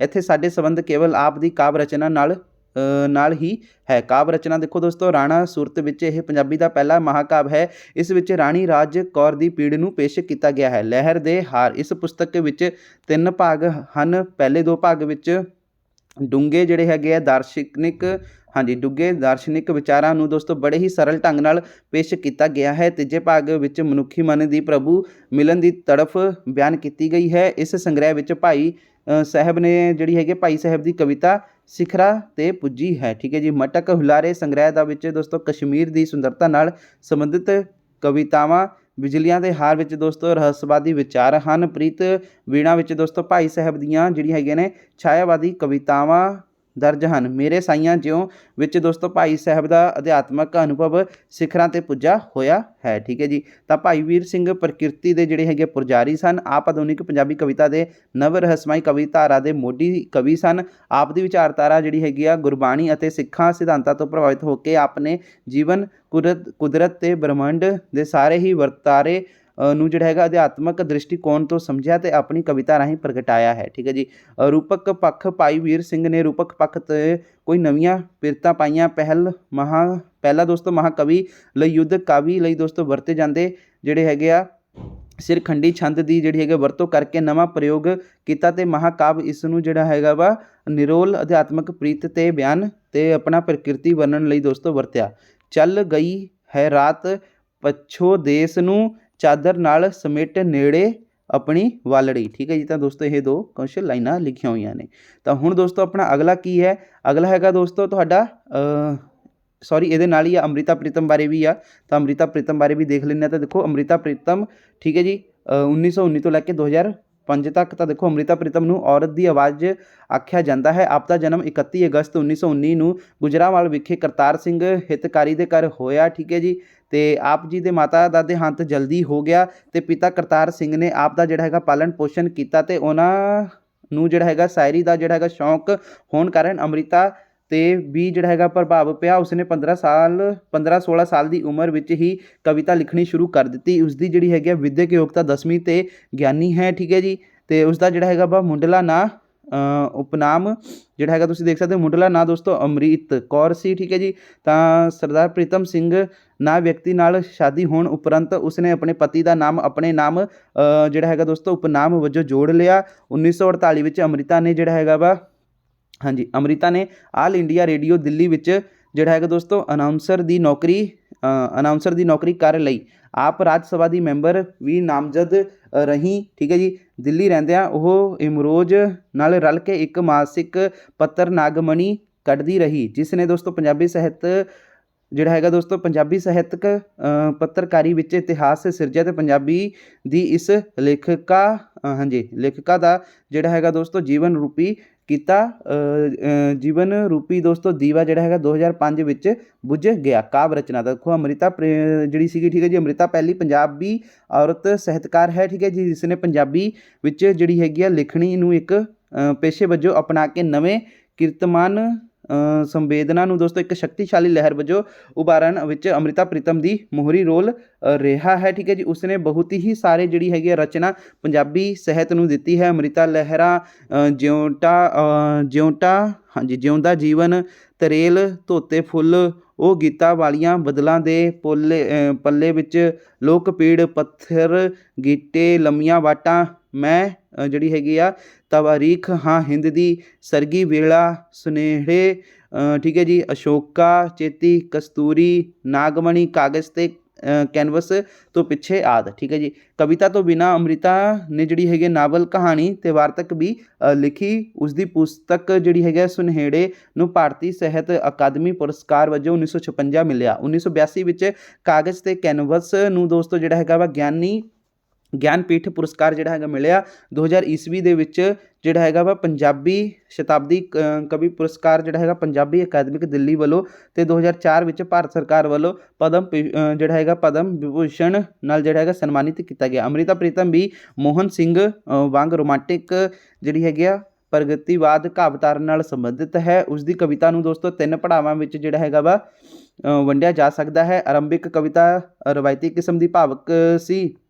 ਦੂਸਰੇ ਦੌਰ ਵਿੱਚ ਉਹ ਨਿੱਜੀ ਪੀੜ ਤੇ ਲੋਕ ਪੀੜ ਬਿਆਨ ਦੇ ਰਾਹ ਪੈਂਦੀ ਹੈ। ਠੀਕ ਹੈ ਜੀ। ਤੇ ਜਿਹੜਾ ਹੈਗਾ ਤੀਜੇ ਦੌਰ ਵਿੱਚ ਉਹ ਆਧੁਨਿਕ ਜੀਵਨ ਅਨੁਭਵਾਂ ਤੇ ਜਿਹੜਾ ਹੈਗਾ ਕੁਲੀਨ ਔਰਤਾਂ ਦੇ ਨਿੱਜੀ ਦਰਦ ਦੀ ਆਵਾਜ਼ ਬਣਦੀ ਹੈ। ਉਸਨੇ ਔਰਤ ਮਰਦ ਦੇ ਸੰਬੰਧਾਂ ਬਾਰੇ ਬੜੀਆਂ ਹੀ ਜਿਹੜੀ ਹੈਗੇ ਭਾਵ ਪੂਰਤ ਕਵਿਤਾ ਲਿਖੀਆਂ ਅਤੇ ਜਿਹੜਾ ਹੈਗਾ ਦੋਸਤੋ ਅੰਗਾਵਧੂ ਦ੍ਰਿਸ਼ਟੀਕੋਣ ਅਨੁਸਾਰ ਸਮੇਂ ਦੇ ਸਮਾਜ ਦੀ ਰੂੜੀਵਾਦੀ ਪਰੰਪਰਾ ਨੂੰ ਦੋਸਤੋ ਨਕਾਰਿਆ। ਇਸਤਰੀ ਦਾ ਜਿਹੜਾ ਹੈਗਾ ਇਸਤਰੀ ਦੀ ਸਮਾਜ ਵਿੱਚ ਜਿਹੜਾ ਹੈਗਾ ਦੋਸਤੋ ਦੁਰਦਸ਼ਾ ਨੂੰ ਬਿਆਨ ਕਰਦੀ ਉਹਨਾਂ ਦੀ ਜਿਹੜੀ ਹੈਗੀ ਆ ਵਿਅੰਗਮਈ ਰਚਨਾ ਅੰਦਾਤਾ ਲਿਖੀ। ਅੰਦਾਤਾ ਜਿਵੇਂ ਕਿ ਦੇਖੋ, ਮੇਰੀ ਜੀਭ ਤੇ ਤੇਰਾ ਲੂਣ ਹੈ, ਤੇਰਾ ਨਾਂ ਮੇਰੇ ਬਾਪ ਦਿਆਂ ਹੋਠਾਂ ਤੇ, ਮੈਂ ਕਿਵੇਂ ਬੋਲਾਂ ਮੇਰੇ ਬੋਲਣ ਤੋਂ ਪਹਿਲਾਂ ਬੋਲ ਪੈਂਦਾ ਤੇਰਾ ਅੰਨ। ਠੀਕ ਹੈ ਜੀ, ਇਸ ਤਰ੍ਹਾਂ। ਤੇ ਹੁਣ ਦੋਸਤੋ ਆਪਣਾ ਅਗਲਾ ਦੇਖ ਲੈਂਦੇ ਆ। ਅਗਲਾ ਕੀ ਹੈ ਦੋਸਤੋ, ਇਹਦੇ ਵਿੱਚ ਦੇਖੋ ਦੋਸਤੋ ਕੀ ਹੈ ਅਗਲਾ ਇੱਥੇ। ਤਾਂ ਦੋਸਤੋ ਜਿਹੜਾ ਆਹ ਵਾਲਾ ਪ੍ਰਸ਼ਨ ਆ ਤੁਹਾਡਾ, ਆਧੁਨਿਕ ਪੰਜਾਬੀ ਕਵਿਤਾ ਦੇ ਪ੍ਰਮੁੱਖ ਝੁਕਾਵਾਂ ਬਾਰੇ ਜਾਣਕਾਰੀ ਦਿਓ। ਤਾਂ ਦੋਸਤੋ ਇਹਦੇ ਬਾਰੇ ਮੈਨੂੰ ਪ੍ਰੋਪਰ ਇਸ ਦਾ ਆਨਸਰ ਤਾਂ ਨਹੀਂ ਲੱਭ ਪਾਇਆ, ਬਟ ਮੈਂ ਥੋੜ੍ਹਾ ਬਹੁਤ ਤੁਹਾਨੂੰ ਦੱਸ ਦੇਣਾ ਆਧੁਨਿਕ ਪੰਜਾਬੀ ਕਵਿਤਾ ਕੀ ਹੁੰਦੀ ਆ। ਠੀਕ ਹੈ ਜੀ, ਤਾਂ ਬਾਕੀ ਤੁਸੀਂ ਇਸ ਨੂੰ ਆਪਣੇ ਆਪ ਪੜ੍ਹ ਲਿਓ, ਪ੍ਰਮੁੱਖ ਝੁਕਾਵਾਂ ਕਿਹੜੇ ਹਨ। ਠੀਕ ਹੈ ਜੀ, ਤਾਂ ਇਹ ਤੁਸੀਂ ਆਪਣੀ ਕਾਪੀ ਜਾਂ ਗਾਈਡ ਦੇ ਵਿੱਚ ਪੜ੍ਹ ਲਿਓ। ਤਾਂ ਦੋਸਤੋ ਦੇਖੋ, ਜਿਹੜੀ ਹੈ ਆਧੁਨਿਕ ਕਾਲ ਦੀ ਪੰਜਾਬੀ ਕਵਿਤਾ ਦਾ ਆਰੰਭ ਜਿਹੜਾ ਹੈਗਾ ਦੋਸਤੋ 19ਵੀਂ ਸਦੀ ਦੇ ਜਿਹੜੇ ਹੈਗੇ ਅੱਧ ਤੋਂ ਪਿੱਛੋਂ ਹੁੰਦਾ ਹੈ। ਠੀਕ ਹੈ ਜੀ, ਭਾਈ ਵੀਰ ਸਿੰਘ ਨੂੰ ਇਸ ਨਵੀਨ ਪੰਜਾਬੀ ਕਵਿਤਾ ਦਾ ਦੋਸਤੋ ਜਿਹੜਾ ਹੈਗਾ ਮੋਢੀ ਮੰਨਿਆ ਜਾਂਦਾ ਹੈ। ਭਾਈ ਵੀਰ ਸਿੰਘ ਨੇ 1905 ਈਸਵੀ ਵਿੱਚ ਮਹਾਕਾਵਿ ਰਾਣਾ ਸੂਰਤ ਸਿੰਘ ਲਿਖ ਕੇ ਪੰਜਾਬੀ ਕਵਿਤਾ ਦੇ ਜਿਹੜੇ ਇਤਿਹਾਸ ਵਿੱਚ ਮਹਾਕਾਵਿ ਲਿਖਣ ਦੀ ਪਹਿਲ ਕੀਤੀ। ਇਸ ਤੋਂ ਇਲਾਵਾ ਭਾਈ ਵੀਰ ਸਿੰਘ ਨੇ ਜਿਹੜੀ ਹੈਗੀਆਂ ਨੇ ਛੋਟੀਆਂ ਨਿੱਕੀਆਂ ਕਵਿਤਾ ਲਿਖ ਕੇ ਆਧੁਨਿਕ ਪੰਜਾਬੀ ਕਵਿਤਾ ਦਾ ਜਿਹੜਾ ਹੈਗਾ ਪਿੜ ਤਿਆਰ ਕੀਤਾ। ਕਵਿਤਾ ਦੇ ਹੋਰ ਰੂਪ ਗਜ਼ਲ ਤੇ ਰੁਬਾਈ ਨੂੰ ਵੀ ਦੋਸਤੋ ਪੰਜਾਬੀ ਸੁਭਾਅ ਵਾਲਾ ਜਿਹੜਾ ਹੈਗਾ ਰੂਪ ਪ੍ਰਦਾਨ ਕੀਤਾ, ਪਰੰਤੂ ਕਵਿਤਾ ਦੇ ਸਰੂਪ ਵਿੱਚ ਵਿਸ਼ਿਆਂ ਦੀ ਬਹੁਲਤਾ ਨਾਲ ਸਮਝਾਇਆ। ਠੀਕ ਹੈ ਜੀ, ਤਾਂ ਇਹ ਆਨਸਰ ਤੁਸੀਂ ਇਸ ਪ੍ਰਕਾਰ ਥੋੜ੍ਹਾ ਬਹੁਤ ਮੈਂ ਤੁਹਾਨੂੰ ਦੱਸ ਦਿੱਤਾ ਕਿ ਆਧੁਨਿਕ ਪੰਜਾਬੀ ਕਵਿਤਾ ਬਾਰੇ ਕੀ ਹੁੰਦੀ ਹੈ। ਬਾਕੀ ਪ੍ਰਮੁੱਖ ਝੁਕਾਵਾਂ ਕੀ ਨੇ ਇਹਦੀਆਂ, ਇਹ ਤੁਸੀਂ ਆਪਣੀ ਕਾਪੀ ਤੋਂ ਕਰ ਲੈਣਾ ਵਾ ਅਗਰ ਤੁਹਾਨੂੰ ਪਤਾ ਹੈ। ਠੀਕ ਹੈ ਜੀ, ਤਾਂ ਹੁਣ ਦੋਸਤੋ ਆਪਣਾ ਅਗਲਾ ਦੇਖਦੇ ਹਾਂ। ਅਗਲਾ ਕੀ ਹੈ ਦੇਖੋ। ਤਾਂ ਦੋਸਤੋ ਦੇਖੋ, ਪਹਿਲਾ ਪ੍ਰਸ਼ਨ ਕੀ ਹੈ ਕਿ ਕਿਸੇ ਦੋ ਪ੍ਰਸ਼ਨਾਂ ਦੇ ਉੱਤਰ ਦਿਓ। ਤਾਂ ਦੇਖੋ ਆਪਾਂ ਸਾਰੇ ਹੀ ਕਰਾਂਗੇ। ਤਾਂ ਦੇਖੋ, ਲੰਡਨ ਦੇ ਲੋਕਾਂ ਦਾ ਵਿਆਹ ਕਿਹੋ ਜਿਹਾ ਹੈ। ਠੀਕ ਹੈ ਜੀ, ਤਾਂ ਦੋਸਤੋ ਦੇਖਦੇ ਹਾਂ ਇਸ ਦਾ ਆਨਸਰ। ਆਹੀ ਤੁਹਾਡਾ ਪ੍ਰਸ਼ਨ ਹੈ। ਠੀਕ ਹੈ ਜੀ, ਲੰਡਨ ਅਤੇ ਲੰਡਨ ਦੇ ਲੋਕਾਂ ਪਾਠ ਅੰਸ਼ ਵਿੱਚ ਲੋਕਾਂ ਦਾ ਵਿਹਾਰ ਬਾਰੇ ਦੱਸਿਆ ਗਿਆ ਹੈ। ਲੰਡਨ ਦੇ ਲੋਕਾਂ ਦੇ ਵਿਹਾਰ ਬਾਰੇ ਦੱਸਿਆ ਗਿਆ ਹੈ, ਆਹੀ ਆਪਣਾ ਪ੍ਰਸ਼ਨ ਸੀਗਾ। ਤਾਂ ਦੇਖੋ ਦੋਸਤੋ ਕੀ ਆਨਸਰ ਇਸਦਾ, ਲੰਡਨ ਦੇ ਲੋਕਾਂ ਦਾ ਧਰਮ ਖਾਣਾ ਪੀਣਾ ਅਤੇ ਖੁਸ਼ ਰਹਿਣਾ ਹੈ। ਠੀਕ ਹੈ ਜੀ, ਇਹਨਾਂ ਦੇ ਨਿਯਮ ਸ਼ਕਲ ਸਵਾਰ ਕੇ ਰੱਖਣੀ, ਬਿਨਾਂ ਲੋੜ ਤੋਂ ਬੋਲਣਾ ਨਹੀਂ। ਠੀਕ ਹੈ, ਰਾਜਿਆਂ ਦਾ ਪੱਲਾ ਛੂ ਜਾਵੇ ਤਾਂ ਮਾਫੀ ਮੰਗਣੀ ਅਤੇ ਦੁਨਿਆਈ ਜਿਹੜਾ ਹੈਗਾ ਦੁਆਣੀ ਦੀ ਚੀਜ਼ਾਂ ਦਾ ਮੁੱਲ ਚੁਆਣੀ ਨਹੀਂ ਕਹਿਣਾ। ਠੀਕ ਹੈ ਜੀ, ਲੰਡਨ ਦੇ ਲੋਕ ਬਿਨਾਂ ਲੋੜ ਤੋਂ ਝੂਠ ਨਹੀਂ ਬੋਲਦੇ। ਠੀਕ ਹੈ ਜੀ, ਤੇ ਮਿੱਤਰਤਾ ਸਿਰਫ ਹੱਸਣ ਖੇਡਣ ਵਕਤ ਲਗਾਉਣ ਤੇ ਗੁਣ ਗ੍ਰਹਿਣ ਕਰਨ ਲਈ ਕਰਦੇ ਹਨ। ਠੀਕ ਹੈ ਜੀ, ਉਹਨਾਂ ਲਈ ਮਿੱਤਰਤਾ ਦਾ ਮਤਲਬ ਨਾਨਕੇ ਦਾਦਕੇ ਸਾਕ ਸੰਬੰਧ ਤਨਖਾਹ ਪੈਨਸ਼ਨ ਤੇ ਮੁਰੱਬੇ। ਠੀਕ ਹੈ ਜੀ, ਅਤੇ ਜਿਹੜਾ ਹੈਗਾ ਮੁੰਡੇ ਕੁੜੀਆਂ ਦੀ ਗਿਣਤੀ ਪੁੱਛ ਕੇ ਮੁਕਾਬਲਾ ਜਿਹੜੀ ਹੈਗੀ ਆ ਨਹੀਂ ਹੈ। ਠੀਕ ਹੈ ਜੀ, ਲੰਡਨ ਦੇ ਲੋਕ ਵਿੱਦਿਆ ਅਤੇ ਜਿਹੜਾ ਹੈਗਾ ਵਾ ਗੁਣ ਦੀ ਜਿਹੜੀ ਹੈਗੀ ਆ ਪੂਜਾ ਮੰਦਰ ਸਿਨੇਮਾ ਥੀਏਟਰ ਅਤੇ ਚਿੱਤਰਸ਼ਾਲਾ ਅਤੇ ਦੋਸਤੋ ਪੁਸਤਕਾਲਾ ਜਾ ਕੇ ਕਰਦੇ ਹਨ। ਲੰਡਨ ਦੇ ਲੋਕ ਲਈ ਅਖਬਾਰ ਇੱਕ ਨਿਤ ਨੇਮ ਹੈ। ਠੀਕ ਹੈ ਜੀ, ਤਾਂ ਇਹ ਇਸ ਦਾ ਆਨਸਰ ਹੋ ਗਿਆ। ਅਗਲਾ ਪ੍ਰਸ਼ਨ ਦੋਸਤੋ ਕੀ ਹੈ, ਲੇਖਕ ਨੇ ਅਮਰੀਕਨਾਂ ਦੇ ਅਗਾਂਹ ਵਧੂ ਹੋਣ ਦੇ ਕੀ ਕਾਰਨ ਦੱਸੇ ਹਨ। ਠੀਕ ਹੈ ਜੀ, ਤਾਂ ਦੋਸਤੋ ਦੇਖਦੇ ਹਾਂ ਚਲੋ ਇਸ ਦਾ ਆਨਸਰ। ਤਾਂ ਦੇਖੋ ਦੋਸਤੋ, ਅਮਰੀਕਨ ਲੋਕਾਂ ਦੇ ਅਗਾਂਹ ਵਧੂ ਰੁਚੀ ਦੇ ਕਾਰਨ ਇਸ ਦੇਸ਼ ਵਿੱਚ ਇਸਤਰੀ ਨੂੰ ਜਿਹੜੀ ਹੈਗੀ ਆ ਸੁਤੰਤਰਤਾ ਪ੍ਰਾਪਤ ਕਰਨ ਲਈ ਦੋਸਤੋ ਜਿਹੜਾ ਹੈਗਾ ਵਾ ਇਤਨੀ ਕਠਿਨ ਮੁਹਿੰਮ ਨਹੀਂ ਲੜਨੀ ਪਈ। ਠੀਕ ਹੈ ਜੀ, ਜਿਤਨੀ ਉਸ ਦੀ ਭੈਣ ਨੂੰ ਯੂਰੋਪੀਅਨ ਦੇਸ਼ਾਂ ਵਿੱਚ ਲੜਨੀ ਪਈ। ਠੀਕ ਹੈ ਜੀ, ਅਮਰੀਕਨ ਇਸਤਰੀ ਦੀ ਸੁਤੰਤਰਤਾ ਵੀ ਯੂਰੋਪੀਅਨ ਇਸਤਰੀ ਨਾਲੋਂ ਵਧੀਆ ਹੈ। ਯੂਰੋਪੀਅਨ ਦੇਸ਼ਾਂ ਵਿੱਚ ਪੁਰਾਣੀ ਸਭਿਅਤਾ ਦਾ ਪ੍ਰਭਾਵ, ਪੁਰਾਣੇ ਖਿਆਲਾਂ ਦੀ ਖਿੱਚ ਅਤੇ ਆਦਮੀ ਦੀ ਪਿਛਾਂਹ ਖਿੱਚੂ ਰੁਚੀ ਇਸਤਰੀ ਦੀ ਪੂਰਨ ਸੁਤੰਤਰਤਾ ਵਿੱਚ ਰੋੜੇ ਹਨ। ਕਾਨੂੰਨੀ ਤੌਰ 'ਤੇ ਦੋਸਤੋ ਕੀ ਹੈ ਕਿ ਇਸਤਰੀ ਸੁਤੰਤਰਤਾ ਹੈ, ਪਰੰਤੂ ਸਮਾਜ ਦੀਆਂ ਬੜੀਆਂ ਹੀ ਦੋਸਤੋ ਬੜੀਆਂ ਨੇ ਦੋਸਤੋ ਹਾਲਾਂ ਇਸ ਨੂੰ ਦੋਸਤੋ ਜਕੜਿਆ ਹੋਇਆ ਹੈ। ਠੀਕ ਹੈ ਜੀ, ਤਾਂ ਪੁਰਾਣੀ ਸਭਿਅਤਾ ਦਾ ਯੂਰਪੀਅਨ ਦੇਸ਼ਾਂ ਵਿੱਚ ਦੋਸਤੋ ਕੀ ਹੈ, ਪੁਰਾਣੀ ਸਭਿਅਤਾ ਦਾ ਪ੍ਰਭਾਵ, ਪੁਰਾਣੇ ਖਿਆਲਾਂ ਦੀ ਖਿੱਚ ਹੈ, ਆਦਮੀ ਦੀ ਪਛਾਣ ਇਹ ਹੋ ਗਿਆ ਸੀਗਾ। ਕਾਨੂੰਨੀ ਤੌਰ 'ਤੇ ਦੋਸਤੋ ਜਿਹੜਾ ਹੈਗਾ ਵਾ ਇੱਥੇ ਲਿਖਿਆ ਹੋਇਆ ਇਸਤਰੀ ਸੁਤੰਤਰਤ ਹੈ, ਪਰੰਤੂ ਸਮਾਜ ਵਿੱਚ ਬੜਿਆਂ ਨੇ ਦੋਸਤੋ ਜਿਹੜਾ ਹੈਗਾ ਵਾ ਹਾਲਾਂ ਇਸ ਨੂੰ ਦੋਸਤੋ ਜਕੜਿਆ ਹੋਇਆ ਹੈ। ਠੀਕ ਹੈ ਜੀ, ਤਾਂ ਇਹ ਤੁਸੀਂ ਖੁਦ ਰੀਡ ਕਰ ਲਓ ਇਹਦੇ ਵਿੱਚ ਕੀ ਇਹਨਾਂ ਨੇ ਲਿਖਿਆ ਹੋਇਆ ਵਾ ਦੋਸਤੋ। ਇਹ ਤੁਹਾਨੂੰ ਇਸ ਦਾ ਆਨਸਰ ਦਿੱਤਾ ਹੋਇਆ ਵਾ ਆਹ ਵਾਲੇ ਪ੍ਰਸ਼ਨ ਦਾ। ਠੀਕ ਹੈ ਜੀ, ਤੇ ਹੁਣ ਦੋਸਤੋ ਅਗਲਾ ਪ੍ਰਸ਼ਨ ਕੀ ਹੈ ਕਿ ਗ੍ਰੀਨਿਚ ਵਿਲੇਜ ਕਿਸ ਪ੍ਰਕਾਰ ਦੀ ਬਸਤੀ ਹੈ। ਤਾਂ ਦੋਸਤੋ ਦੇਖੋ ਇਸ ਦਾ ਆਨਸਰ ਆਹੀ ਪ੍ਰਸ਼ਨ ਆਪਣਾ ਕਿ ਗ੍ਰੀਨਿਚ ਵਿਲੇਜ ਕਿਸ ਪ੍ਰਕਾਰ ਦੀ ਬਸਤੀ ਹੈ। ਤਾਂ ਦੇਖੋ ਦੋਸਤੋ, ਲੇਖਕ ਦਾ ਇਹ ਜਿਹੜਾ ਹੈਗਾ ਵਾ ਸਫ਼ਰਨਾਮਾ ਜਿਹੜਾ ਹੈਗਾ ਦੋਸਤੋ 1962 ਈਸਵੀ ਵਿੱਚ ਅਮਰੀਕਾ ਦੇ ਸਫ਼ਰ ਬਾਰੇ ਲੇਖਕ ਦੇ ਵਿਚਾਰ ਬਿਆਨ ਕਰਦਾ ਹੈ। ਲੇਖਕ ਨੇ ਅਮਰੀਕਾ ਵਿੱਚ ਗ੍ਰੀਨਿਚ ਵਿਲੇਜ ਨਾਂ ਦੀ ਕਲਾਕਾਰਾਂ ਦੀ ਬਸਤੀ ਬਾਰੇ ਲਿਖਿਆ ਹੈ। ਇਸ ਬਸਤੀ ਨੂੰ ਉਹਨਾਂ ਨੇ ਅਮਰੀਕਾ ਦੇ ਖੁੱਲ੍ਹੇ ਡੁੱਲੇ ਸੁਭਾਅ ਅਤੇ ਨਵੇਂ ਕਲਾਕਾਰਾਂ ਦੀ ਜਿਹੜੀ ਹੈਗੀ ਆ ਦੋਸਤੋ ਬਾਗੀਆਨਾ ਰੁਚੀਆਂ ਦਾ ਜਿਹੜਾ ਹੈਗਾ ਕੇਂਦਰ ਕਿਹਾ ਹੈ। ਠੀਕ ਹੈ ਜੀ। ਤਾਂ ਦੇਖੋ ਦੋਸਤੋ ਇਹਦਾ ਆਪਾਂ ਸਿੱਧਾ ਆਨਸਰ ਦੇਖ ਲੈਂਦੇ ਹਾਂ। ਕਈ ਲੇਖਕ ਅਨੁਸਾਰ ਦੋਸਤੋ ਗ੍ਰੀਨਿਚ ਵਿਲੇਜ ਨਿਊ ਜਿਹੜਾ ਹੈਗਾ ਦੋਸਤੋ ਆਪਣਾ ਨਿਊ ਆਕਾਰ ਵਿੱਚ ਨਵੇਂ ਉੱਭਰ ਰਹੇ ਕਲਾਕਾਰਾਂ ਦਾ ਕੇਂਦਰ ਸੀ। ਠੀਕ ਹੈ ਜੀ। ਜਿਸ ਵਿੱਚ ਚਿੱਤਰਕਾਰ, ਠੀਕ ਹੈ ਜੀ, ਤੇ ਐਕਟਰ, ਕਵੀ, ਐਕਟਰਸਾਂ ਤੇ ਦੋਸਤੋ ਕਲਾ ਪ੍ਰੇਮੀਆਂ ਦਾ ਆਉਣਾ ਜਾਣਾ ਸੀ। ਇੱਥੇ ਪ੍ਰਾਚੀਨ ਸਮਾਨ ਦੀਆਂ ਛੋਟੀਆਂ ਅਤੇ ਨੀਵੀਆਂ ਦੁਕਾਨਾਂ ਸਨ। ਇਸ ਤਰ੍ਹਾਂ ਨਾਲ ਦੋਸਤੋ ਅਮਰੀਕਾ ਦਾ ਇੱਕ ਛੋਟਾ ਜਿਹਾ ਪਿੰਡ ਸੀਗਾ। ਠੀਕ ਹੈ ਜੀ। ਤਾਂ ਇਹ ਆਪਣਾ ਪ੍ਰਸ਼ਨ ਹੋ ਗਿਆ। ਅਗਲਾ ਦੋਸਤੋ ਪ੍ਰਸ਼ਨ ਕੀ ਹੈ ਕਿ ਅੰਗਰੇਜ਼ਾਂ ਦਾ ਕੰਮ ਪ੍ਰਤੀ ਕੀ ਧਾਰਨਾ ਹੈ। ਤਾਂ ਦੋਸਤੋ ਦੇਖਦੇ ਹਾਂ ਆਪਾਂ। ਆਹ ਦੇਖੋ ਦੋਸਤੋ ਅੰਗਰੇਜ਼ਾਂ ਦਾ ਜਿਹੜਾ ਹੈਗਾ ਕੰਮ ਸੰਬੰਧੀ ਕੀ ਧਾਰਨਾ ਹੈ। ਤਾਂ ਦੇਖੋ ਦੋਸਤੋ ਲੇਖਕ ਅੰਗਰੇਜ਼ਾਂ ਦੀ ਕੰਮ ਸੰਬੰਧੀ ਧਾਰਨਾ ਦੀ ਬਹੁਤ ਹੀ ਜਿਹੜੀ ਹੈਗੀ ਹੈ ਸਿਫਤ ਕਰਦਾ ਹੈ। ਠੀਕ ਹੈ ਜੀ। ਅੰਗਰੇਜ਼ ਕੌਮ ਦੀ ਸਭ ਤੋਂ ਚੰਗੀ ਸਿਫਤ ਇਹ ਹੈ ਕਿ ਕੰਮ ਦੀ ਵਡਿਆਈ ਜਾਂ ਫਿਰ ਉੱਤਮ ਤੇ ਗੌਰਵ ਦੀ ਹੈ। ਠੀਕ ਹੈ ਜੀ। ਅੰਗਰੇਜ਼ਾਂ ਲਈ ਕੋਈ ਵੀ ਕੰਮ ਛੋਟਾ ਜਾਂ ਫਿਰ ਨਿਗੁਣ ਨਹੀਂ ਹੁੰਦਾ ਹੈ। ਕੂੜਾ ਸੁੱਟਣ ਵਾਲੇ, ਸਬਜ਼ੀ ਭਾਜੀ ਵੇਚਣ ਵਾਲੇ, ਅਖਬਾਰ ਵੇਚਣ ਵਾਲੇ, ਸਿਪਾਹੀ, ਚੌਕੀਦਾਰ ਆਦਿ ਸਭ ਕੰਮ ਜਿਹੜਾ ਹੈਗਾ ਉੱਤਮ ਹੈ। ਇੱਥੋਂ ਇੱਕ ਭੰਗੀ ਜਿਹੜਾ ਹੈਗਾ ਦੋਸਤੋ, ਭੰਗੀ ਵੀ ਸਮਾਜ ਦੀਆਂ ਨਜ਼ਰਾਂ ਵਿੱਚ ਸਤਿਕਾਰ ਦਾ ਓਨਾ ਹੀ ਪਾਤਰ ਹੈ ਜਿੰਨਾ ਇੱਕ ਅਧਿਆਪਕ ਹੈ। ਇੰਗਲੈਂਡ ਵਿੱਚ ਕੌਮ ਦਾ ਕੋਈ ਜਿਹੜਾ ਹੈਗਾ ਵਡਿਆਈ ਨਹੀਂ ਹੈ। ਤਾਂ ਦੇਖੋ ਅੰਗਰੇਜ਼ਾਂ ਦੀ ਅੰਤਿਮ ਜਵਾਬ ਦੇਖੋ ਕੀ ਹੈ ਇਸਦਾ। ਅੰਗਰੇਜ਼ਾਂ ਦੀ ਕੰਮ ਸੰਬੰਧੀ ਕੋਈ ਵਡਿਆਈ ਨਹੀਂ ਹੈ। ਅੰਗਰੇਜ਼ਾਂ ਲਈ ਕੋਈ ਵੀ ਕੰਮ ਛੋਟਾ ਜਾਂ ਨਿਗੁਣ ਨਹੀਂ ਹੈ। ਤਾਂ ਦੋਸਤੋ ਇਸਦਾ ਆਨਸਰ ਇਹ ਹੋ ਜਾਏਗਾ ਇਹ ਵਾਲੇ ਪ੍ਰਸ਼ਨ ਦਾ। ਅਗਲਾ ਦੋਸਤੋ ਪ੍ਰਸ਼ਨ ਕੀ ਹੈ ਕਿ ਹੇਠ ਲਿਖਿਆਂ ਵਿੱਚੋਂ ਕਿਸੇ ਜਿਹੜੇ ਹੈਗਾ ਇੱਕ ਸਫ਼ਰਨਾਮਾ ਅੰਸ਼ ਦਾ ਸਾਰ ਲਿਖੋ। ਜੰਗਲਾਂ ਦੇ ਵਸਨੀਕ ਦੇਖ ਲੈਂਦੇ ਹਾਂ ਸਭ ਤੋਂ ਪਹਿਲਾਂ।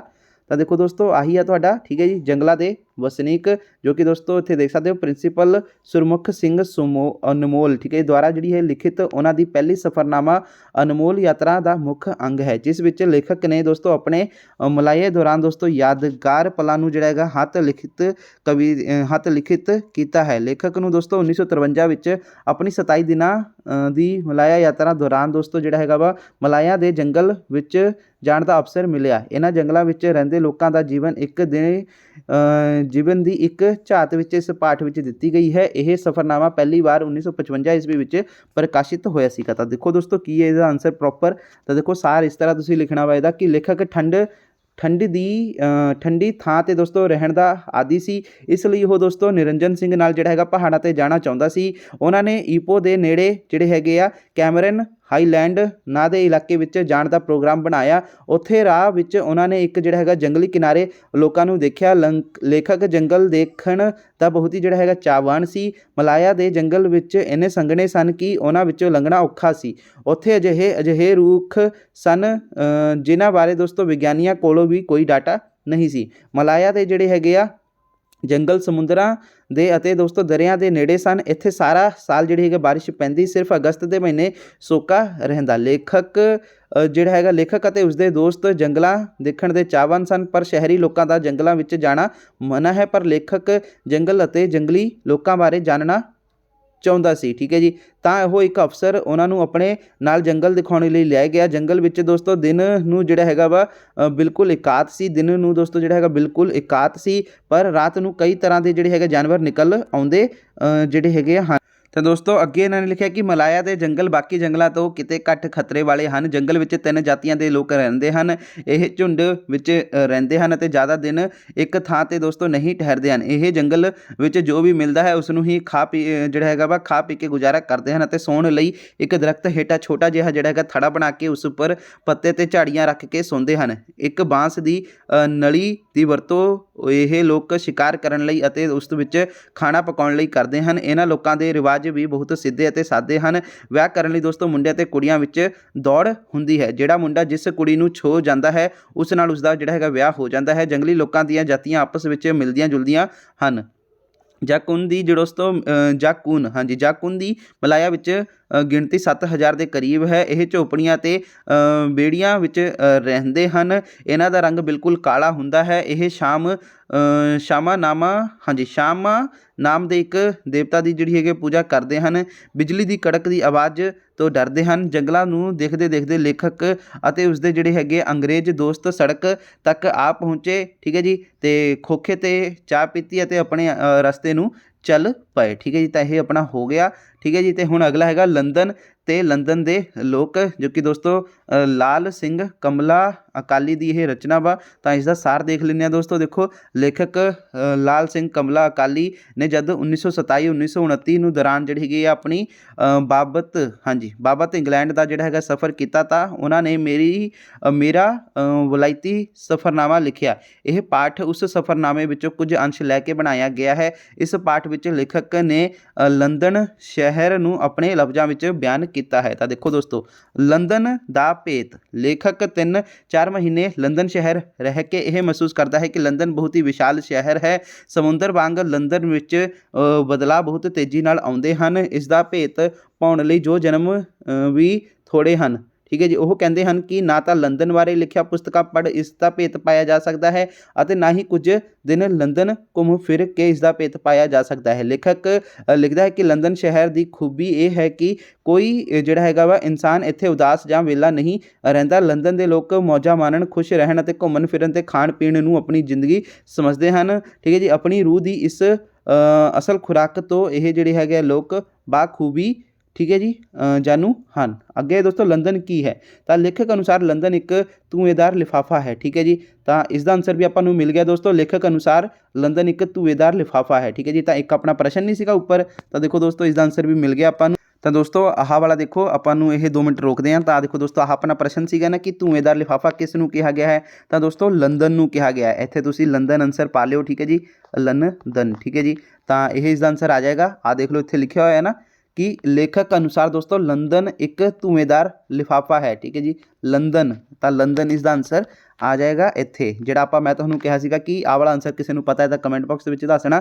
ਤਾਂ ਆਪਾਂ ਨੂੰ ਮਿਲ ਗਿਆ ਕਿ ਲੰਦਨ ਠੀਕ ਹੈ ਜੀ ਧੂਏਦਾਰ ਲਿਫਾਫਾ ਕਿਸ ਨੂੰ ਕਿਹਾ ਗਿਆ ਹੈ? ਤਾਂ ਦੋਸਤੋ ਧੂਏਦਾਰ ਲਿਫਾਫਾ ਜਿਹੜਾ ਹੈਗਾ ਵਾ ਲੰਦਨ ਨੂੰ ਜਿਹੜਾ ਹੈਗਾ ਕਿਹਾ ਗਿਆ ਹੈ। ਦੇਖ ਲਓ ਦੋਸਤੋ ਇੱਥੇ ਲਿਖਿਆ ਹੋਇਆ ਨਾ ਲੇਖਕ ਅਨੁਸਾਰ ਜਿਹੜਾ ਹੈਗਾ ਲੰਦਨ ਇੱਕ ਜਿਹੜਾ ਹੈਗਾ ਧੂਏਦਾਰ ਲਿਫਾਫਾ ਹੈ। ਤਾਂ ਚਲੋ ਦੋਸਤੋ ਹੁਣ ਆਪਣਾ ਨੈਕਸਟ ਇੱਥੇ ਵੱਧਦੇ ਹਾਂ ਕਿ ਅੱਗੇ ਕੀ ਲਿਖਿਆ ਹੈ ਜਿਹੜਾ ਆਪਾਂ ਸਾਰ ਕਰ ਰਹੇ ਸੀਗੇ। ਤਾਂ ਲੇਖਕ ਲਿਖਦਾ ਹੈ ਕਿ ਲੰਦਨ ਸ਼ਹਿਰ ਦੀਆਂ ਸੜਕਾਂ ਸਾਫ਼ ਤੇ ਲੰਮੀਆਂ ਹਨ। ਆਦਮੀ ਤੇ ਔਰਤਾਂ ਸੜਕ ਦੇ ਕਿਨਾਰੇ ਕਈ ਪ੍ਰਕਾਰ ਦੀਆਂ ਗੱਡੀਆਂ ਤੇ ਮੋਟਰਾਂ ਬਿਨਾਂ ਹਾਰਨ ਵਜਾਏ ਤੇ ਨਿਗੜ ਘੋੜੇ ਜਾਂ ਫਿਰ ਸੜਕਾਂ ਤੇ ਗੱਡੀਆਂ ਖਿੱਚਦੇ, ਸ਼ਰਾਬਨੋਸ਼ੀ ਕਰਨ ਵਾਲੇ, ਹੋਟਲਾਂ ਵਿੱਚ ਖਾਣਾ ਖਾਣ ਲਈ ਜਾਣ ਵਾਲੇ, ਨਾਚ ਘਰਾਂ ਨੂੰ ਦੋਸਤੋ ਜਿਹੜਾ ਹੈਗਾ ਜਾਣ ਵਾਲੇ, ਸਭ ਕੁਝ ਬਿਨਾਂ ਰੌਲੇ ਤੇ ਬੜੇ ਹੀ ਬਿਊਤੀਮਈ ਤਰੀਕੇ ਨਾਲ ਦੋਸਤੋ ਨਿਯਮਾਂ ਦੀ ਪਾਲਣਾ ਕਰਦੇ ਆ ਜਾ ਰਹੇ ਸਨ। ਠੀਕ ਹੈ ਜੀ। ਸੜਕ 'ਤੇ ਦੋਸਤੋ ਖੜੀ ਸਿਪਾਹੀ ਦੇ ਇਸ਼ਾਰੇ ਨਾਲ ਇੱਕ ਪਾਸੇ ਗੱਡੀਆਂ ਦੀਆਂ ਕਤਾਰਾਂ ਰੁਕ ਜਾਂਦੀਆਂ ਅਤੇ ਇਸ਼ਾਰੇ ਨਾਲ ਦੂਜੇ ਪਾਸੇ ਦੀਆਂ ਕਤਾਰਾਂ ਤੁਰ ਪੈਂਦੀਆਂ। ਔਰਤਾਂ ਮਰਦਾਂ ਦੀਆਂ ਜੋੜੀਆਂ ਜੋ ਸੜਕ 'ਤੇ ਜਾਂਦੀਆਂ ਜ਼ਿਆਦਾਤਰ ਉਹਨਾਂ ਜੋੜੀਆਂ ਦੀ ਦੋਸਤੀ 1 ਦਿਨ ਜਾਂ 2 ਦਿਨ ਪੁਰਾਣੀ ਹੁੰਦੀ ਹੈ। ਰੋਜ਼ ਨਵੀਆਂ ਜੋੜੀਆਂ ਬਣਦੀਆਂ ਟੁੱਟਦੀਆਂ। ਠੀਕ ਹੈ ਜੀ। ਲੋਕ ਰਾਤ ਨੂੰ ਸ਼ਰਾਬ ਪੀ ਤੇ ਨੱਚ ਟੱਪ ਕੇ ਦੋਸਤੋ ਥੱਕੇ ਹੋਏ ਸਵੇਰੇ ਉੱਠ ਆਪਣੇ ਕੰਮ 'ਤੇ ਸਮੇਂ ਅਨੁਸਾਰ ਦੋਸਤੋ ਪਾਬੰਦ ਰਹਿੰਦੇ ਹੋਏ ਹਨ। ਠੀਕ ਹੈ ਜੀ। ਮਸ਼ੀਨ ਬਣ ਜੁੱਟ ਜਾਂਦੇ ਹਨ। ਠੀਕ ਹੈ ਜੀ। ਜ਼ਮੀਨ ਉੱਪਰ ਦੋਸਤੋ ਅਤੇ ਜ਼ਮੀਨ ਅੰਦਰ ਬਣੀਆਂ ਸੁਰੰਗਾਂ ਰਾਹੀਂ ਜਿਹੜਾ ਹੈਗਾ ਲੇਖਕ ਔਰਤਾਂ ਅਤੇ ਮਰਦ ਦੁਕਾਨਾਂ, ਬੈਂਕ, ਸਕੂਲ, ਹੋਟਲਾਂ ਆਦਿ ਕੰਮ ਵਾਲੀਆਂ ਥਾਵਾਂ 'ਤੇ ਜਿਹੜੀਆਂ ਹੈਗੀਆਂ ਨੇ ਸ਼ਹਿਰਾਂ ਨੂੰ ਢੋਏ ਜਾਂਦੇ ਹਨ। ਤਾਂ ਅੱਗੇ ਹੈ ਦੋਸਤੋ ਲੰਦਨ ਦੇ ਲੋਕਾਂ ਦਾ ਵਿਹਾਰ। ਤਾਂ ਲੇਖਕ ਲੰਦਨ ਦੇ ਲੋਕਾਂ ਦਾ ਵਿਹਾਰ ਦਰਸਾਉਂਦਾ ਕਹਿੰਦਾ ਹੈ ਕਿ ਲੰਦਨ ਦੇ ਲੋਕਾਂ ਦੇ ਲਈ ਖੁਸ਼ ਰਹਿਣਾ, ਝੂਠ ਨਾ ਬੋਲਣਾ ਅਤੇ ਇਮਾਨਦਾਰੀ ਹੀ ਧਰਮ ਹੈ। ਠੀਕ ਹੈ ਜੀ। ਸ਼ਕਲ ਸੁਆਰ ਕੇ ਰੱਖਣਾ, ਲੋੜ ਅਨੁਸਾਰ ਬੋਲਣਾ, ਕਿਸੇ ਨਾਲ ਦੋਸਤੋ ਪੱਲਾ ਛੋਹੇ ਜਾਣ 'ਤੇ ਵੀ ਜਿਹੜਾ ਹੈਗਾ ਮਾਫੀ ਮੰਗਣਾ, ਕਿਸੇ ਚੀਜ਼ ਦਾ ਹੈਗਾ ਮੁੱਲ ਵਧਾ ਕੇ ਨਾ ਦੱਸਣਾ, ਅਜਿਹੇ ਗੁਣਾਂ ਦੇ ਮਾਲਿਕ ਹਨ ਲੰਦਨ ਦੇ ਲੋਕ। ਠੀਕ ਹੈ ਜੀ। ਕਿਸੇ ਨਾਲ ਮਿੱਤਰਤਾ ਦਾ ਮਤਲਬ ਹੱਸਣਾ ਖੇਡਣਾ, ਵਕਤ ਲੰਘਾਉਣਾ ਅਤੇ ਇੱਕ ਦੂਜੇ ਦੇ ਗੁਣ ਲੈਣੇ। ਸਿਨੇਮਾ ਥੀਏਟਰ, ਚਿੱਤਰਸ਼ਾਲਾਵਾਂ, ਪੁਸਤਕਾਲੇ ਇਹਨਾਂ ਲੋਕਾਂ ਲਈ ਦੋਸਤੋ ਇੱਦਾਂ ਹਨ ਜਿਵੇਂ ਸਾਡੇ ਲਈ ਮੰਦਰ ਜਾਣਾ ਅਤੇ ਹਰ ਰੋਜ਼ ਅਖਬਾਰ ਪੜ੍ਹਨਾ ਇਹਨਾਂ ਦਾ ਨਿਤਨੇਮ ਵਾਂਗ ਹੈ। ਠੀਕ ਹੈ ਜੀ। ਲੰਦਨ ਇੱਕ ਖਾਣ ਪੀਣ ਦੀਆਂ ਵਸਤਾਂ। ਤਾਂ ਦੇਖੋ ਲੰਦਨ ਵਿੱਚ ਖਾਣ ਪੀਣ ਦੀਆਂ ਵਸਤਾਂ ਤਾਂ ਦੇਖੋ ਦੋਸਤੋ ਕੀ ਹੈ?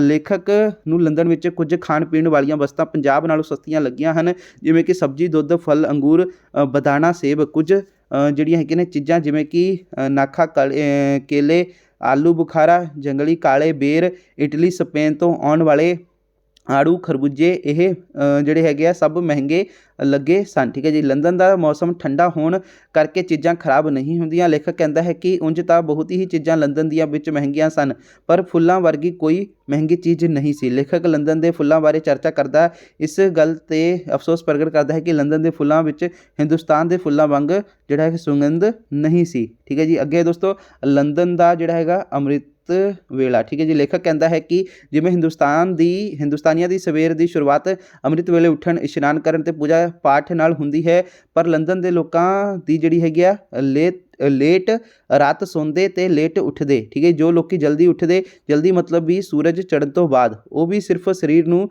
ਅਰੋਗ ਤੇ ਫਿੱਟ ਰੱਖਣ ਲਈ, ਕਸਰਤ ਕਰਨ, ਕੰਮ ਤੇ ਜਾਣ ਲਈ। ਠੀਕ ਹੈ ਜੀ, ਹਿੰਦੁਸਤਾਨ ਵਿੱਚ ਲੋਕਾਂ ਅੰਮ੍ਰਿਤ ਵੇਲੇ ਧਾਰਮਿਕ ਥਾਵਾਂ ਤੇ ਜਾਣ, ਚਾਰੇ ਪਾਸੇ ਦੋਸਤੋ ਚਹਿਲ ਪਹਿਲ, ਖੜਕਾ ਦੜਕਾ ਹੁੰਦਾ ਹੈ, ਪਰ ਲੰਦਨ ਵਿੱਚ ਸੂਰਜ ਚੜ੍ਹਨ ਤੋਂ ਅੱਧਾ ਘੰਟਾ ਪਿੱਛੇ ਤੱਕ ਵੀ ਜਿਹੜਾ ਹੈਗਾ ਵਾ ਸ਼ਮਸ਼ਾਨ ਵਰਗੀ ਚੁੱਪ ਹੁੰਦੀ ਹੈ। ਲੰਦਨ ਦੇ ਲੋਕ ਉੱਠਣ ਤੋਂ ਬਾਅਦ ਪੇਟ ਪੂਜਾ ਕਰਕੇ ਆਪਣੇ ਕੰਮ ਤੇ ਜਾਣ ਨੂੰ ਤਿਆਰ ਹੁੰਦੇ ਹਨ। ਤੇ ਲੇਖਕ ਨੂੰ ਇੱਥੇ ਫਰਕ ਦਿਖਾਇਆ ਕਿ ਜਿਵੇਂ ਅਸੀਂ ਕੰਮ ਧੰਮ ਦੇ ਜਾਣ ਤੋਂ ਪਹਿਲਾਂ ਸਫਲਤਾ ਲਈ ਰੱਬ ਅੱਗੇ ਪ੍ਰਾਰਥਨਾ ਕਰਦੇ ਹਾਂ, ਪਰ ਲੰਦਨ ਦੇ ਲੋਕ ਆਪਣੇ ਬਲ ਤੇ ਸ਼ਕਤੀ ਨਾਲ ਜਿਹੜਾ ਹੈਗਾ ਕੰਮ ਵਿੱਚ ਸਫਲਤਾ ਪ੍ਰਾਪਤ ਕਰਨ ਦੀ ਯਕੀਨ ਰੱਖਦੇ ਹਨ। ਠੀਕ ਹੈ ਜੀ, ਤੇ ਅੱਗੇ ਦੋਸਤੋ ਇਹਨਾਂ ਨੇ ਲਿਖਿਆ ਕੰਮ ਤੇ ਵੇਲ। ਠੀਕ ਹੈ ਜੀ, ਤਾਂ ਦੇਖੋ ਲੰਦਨ ਦੇ ਲੋਕਾਂ ਦੀਆਂ ਸਿਰਫ ਦੋ ਗੱਲਾਂ ਹੀ ਗੱਲ ਹਨ। ਠੀਕ ਹੈ, ਕੰਮ ਜਾਂ ਵੇਲ। ਮਤਲਬ ਜਦੋਂ ਕੰਮ 'ਤੇ ਹਨ ਤਾਂ ਫਿਰ ਯੱਕੜ ਮਾਰਨੇ ਜਾਂ ਫਿਰ ਹੌਲੀ ਤੁਰਨ ਦਾ ਕੰਮ ਹੱਥ ਵਿੱਚ ਪਰ ਧਿਆਨ ਕਿਤੇ ਹੋਏ। ਠੀਕ ਹੈ ਜੀ, ਹੋਰ ਇੱਦਾਂ ਬਿਲਕੁਲ ਨਹੀਂ ਹੈ। ਕੰਮ ਮਤਲਬ ਜਿਹੜਾ ਹੈਗਾ ਵਾ ਕੰਮ ਵਿੱਚ ਜਿਹੜਾ ਹੈਗਾ ਖੁੱਭ ਕੇ ਜਾਂ ਫਿਰ ਮਸ਼ੀਨ ਬਣ ਕੇ ਕੰਮ 'ਤੇ ਜੁਟੇ ਰਹਿਣਾ। ਠੀਕ ਹੈ, ਦੁਕਾਨਾਂ, ਬੈਂਕ, ਸਕੂਲ, ਕਾਲਜ, ਹੋਟਲਾਂ ਆਦਿ ਮਸ਼ੀਨਾਂ ਖੁੱਲ੍ਹ ਜਾਂਦੇ ਹਨ ਅਤੇ ਮਰਦ ਅਤੇ ਤੀਵੀਆਂ ਮਸ਼ੀਨਾਂ ਵਾਂਗ ਕੰਮ 'ਤੇ ਤੈਨਾਤ ਹੋ ਜਾਂਦੇ ਹਨ। ਲੰਦਨ ਵਿੱਚ ਸਵੇਰ ਦੇ 2-3 ਘੰਟੇ ਆਵਾਜਾਈ ਦੇ ਰੁਝੇਵਿਆਂ ਵਾਲੇ ਹੁੰਦੇ ਹਨ। ਸਭ ਆਪਣੇ ਜਿਹੜੇ ਹੈਗੇ ਕੰਮ 'ਤੇ ਜਾਣ ਲਈ ਤੇਜ਼ੀ ਵਿੱਚ ਖਾਣ ਪੀਣ, ਇਸ਼ਨਾਨ ਜਾਂ ਬਾਕੀ ਕੰਮ ਜਲਦੀ ਕਰਨ ਵਿੱਚ ਰੁੱਝੇ ਹੁੰਦੇ ਹਨ। ਜ਼ਮੀਨ ਉੱਪਰ ਅਤੇ ਜ਼ਮੀਨ ਅੰਦਰ ਬਣੀਆਂ ਸੁਰੰਗਾਂ ਰਾਹੀਂ ਲੱਖਾਂ ਔਰਤਾਂ ਤੇ ਮਰਦਾਂ ਦੁਕਾਨ, ਬੈਂਕ, ਸਕੂਲਾਂ, ਹੋਟਲਾਂ ਆਦਿ ਵਿੱਚ ਕੰਮ ਦੀਆਂ ਥਾਵਾਂ 'ਤੇ ਸ਼ਹਿਰ ਨੂੰ ਢੋਏ ਜਾਂਦੇ ਹਨ। ਲੰਦਨ ਵਾਸੀਆਂ ਦੇ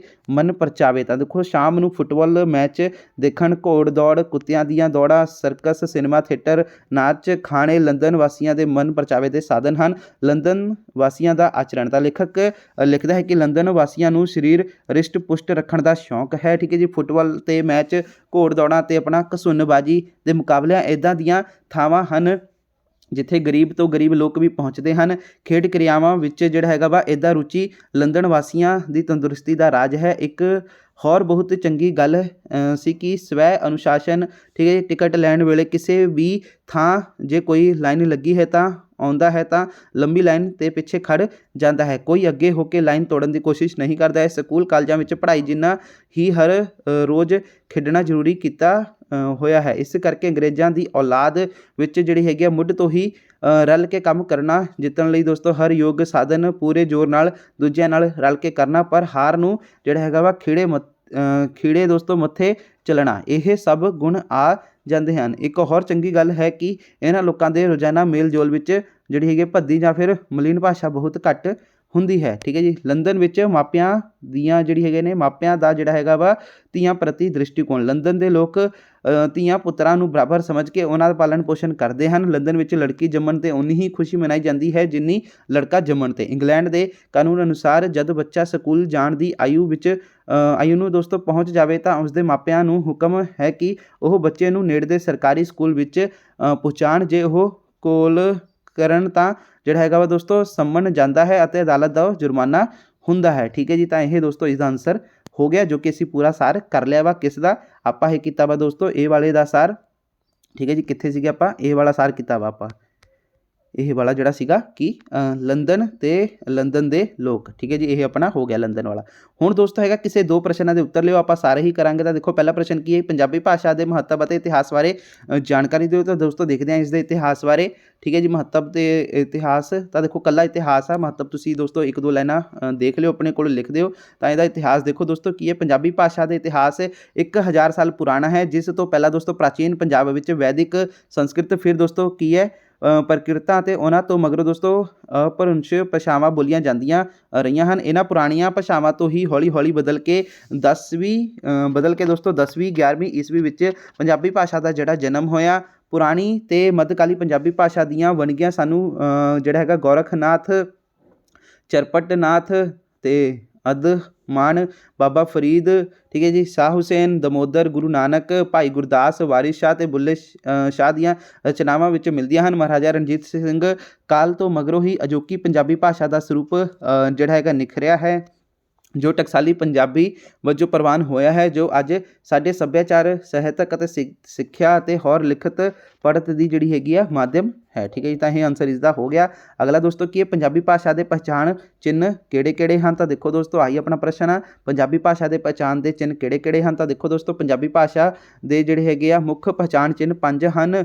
ਠੀਕ ਹੈ ਜੀ, ਜੋ ਇਸ ਨੂੰ ਦੋਸਤੋ ਗੁਆਂਢੀ ਬੋਲੀਆਂ ਤੋਂ ਜਿਹੜੇ ਹੈਗੇ ਆ ਨਿਖੇੜਦੇ ਹਨ। ਠੀਕ ਹੈ ਜੀ, ਪੰਜਾਬੀ ਇੱਕ ਸੁਰਾਤਮਕ ਭਾਸ਼ਾ ਹੈ, ਜਿਵੇਂ ਦੋਸਤੋ ਚਾਹ, ਚਾਓ ਅਤੇ ਚਾਹ ਪੱਤੀ। ਠੀਕ ਹੈ ਜੀ, ਚਾਹ ਵਿੱਚ ਅਸੀਂ ਜੋ ਹਾਂ ਪੂਰਾ ਨਹੀਂ ਬੋਲਦੇ ਹਾਂ, ਸਿਰਫ ਸੁਰ ਜਾਂ ਫਿਰ ਟੋਨ ਹੀ ਬੋਲਦੇ ਹਾਂ, ਜਿਸ ਕਰਕੇ ਇਹਨਾਂ ਦੇ ਅਰਥਾਂ ਵਿੱਚ ਫ਼ਰਕ ਪੈਂਦਾ ਹੋ ਗਿਆ ਹੈ। ਠੀਕ ਹੈ ਜੀ, ਹਰ ਇੱਕ ਜਿਹੜਾ ਤਾਂ ਮਤਲਬ ਅਰਥ ਜਿਹੜਾ ਫ਼ਰਕ ਪੈਦਾ ਹੋ ਗਿਆ ਹੈ। ਇਹ ਵਿਸ਼ੇਸ਼ਤਾ ਭਾਰਤ ਦੀ ਕਿਸੇ ਹੋਰ ਭਾਸ਼ਾ ਵਿੱਚ ਨਹੀਂ ਹੈ। ਠੀਕ ਹੈ ਜੀ, ਅੱਗੇ ਦੋਸਤੋ ਲਿਖਿਆ ਹੋਇਆ ਇਹਨਾਂ ਨੇ ਕਿ ਪੰਜਾਬੀ ਵਿੱਚ ਜਿਹੜਾ ਹੈਗਾ ਦੂਤੀਕਰਨ ਦੀ ਰੁਚੀ ਬਹੁਤ ਜ਼ਿਆਦਾ ਹੈ। ਇਸ ਦੇ ਮੰਤਵ ਲਈ ਸ਼ਬਦਾਂ ਉੱਤੇ ਦੋਸਤੋ ਅਦਕ ਪਾਈ ਜਾਂਦੀ ਹੈ, ਜਿਵੇਂ ਦੁੱਧ, ਪੁੱਤ, ਪੁੱਤਰ, ਮੱਥਾ ਆਦਿ ਸ਼ਬਦ। ਇਹ ਸ਼ਬਦ ਉਰਦੂ, ਹਿੰਦੀ ਵਿੱਚ ਦੁੱਧ, ਪੂਤ, ਪੁੱਤ ਅਤੇ ਅੱਗੇ ਲਿਖਿਆ ਦੋਸਤੋ ਆਪਣਾ ਪੱਤਰ, ਮਾਥਾ ਆਦਿ ਹਨ। ਠੀਕ ਹੈ ਜੀ, ਅਤੇ ਤੀਸਰਾ ਪੁਆਇੰਟ ਦੋਸਤੋ ਕੀ ਹੈ ਇਹਦੇ ਵਿੱਚ, ਪੰਜਾਬੀ ਇੱਕ ਦੋਸਤੋ ਵਿਯੋਗਾਤਮਕ ਭਾਸ਼ਾ ਹੈ, ਜਿਵੇਂ ਮੈਂ ਸਕੂਲ ਨੂੰ ਗਿਆ। ਇਸ ਵਾਕ ਵਿੱਚ ਚਾਰੇ ਸ਼ਬਦ ਵੱਖਰੇ ਵੱਖਰੇ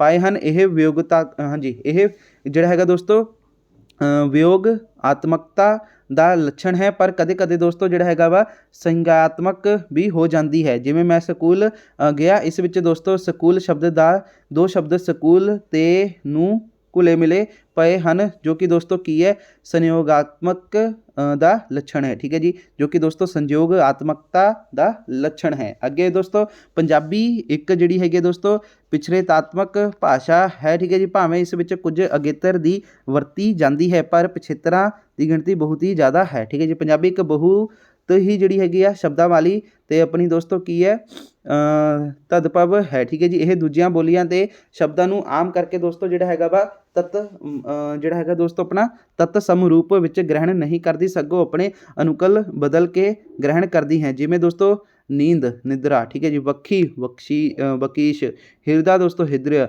ਸ਼ਰਾਪ, ਛਾਪ, ਸਟੇਸ਼ਨ, ਸਟੇਸ਼ਨ। ਠੀਕ ਹੈ ਜੀ, ਸਾਈਕਲ, ਸਾਈਕਲ, ਜਰਨੈਲ, ਜਨਰਲ, ਸ਼ੇਖ, ਸ਼ੈਖ, ਹਜ਼ਾਰ, ਹਾਜ਼ਿਰ ਆਦਿ ਇਹ। ਠੀਕ ਹੈ ਜੀ, ਤਾਂ ਇਹ ਆਨਸਰ ਹੋ ਗਿਆ। ਅਤੇ ਹੁਣ ਦੋਸਤੋ ਅਗਲਾ ਪ੍ਰਸ਼ਨ ਕੀ ਹੈ ਕਿ ਉਪਭਾਸ਼ਾ ਕੀ ਹੁੰਦੀ ਹੈ? ਪੰਜਾਬੀ ਦੀਆਂ ਜਿਹੜੀ ਹੈਗੀਆਂ ਨੇ ਉਪਭਾਸ਼ਾਵਾਂ ਕਿਹੜੀਆਂ ਕਿਹੜੀਆਂ ਹਨ? ਤਾਂ ਦੋਸਤੋ ਚਲੋ ਦੇਖਦੇ ਹਾਂ ਇਸ ਦਾ ਆਨਸਰ ਵੀ।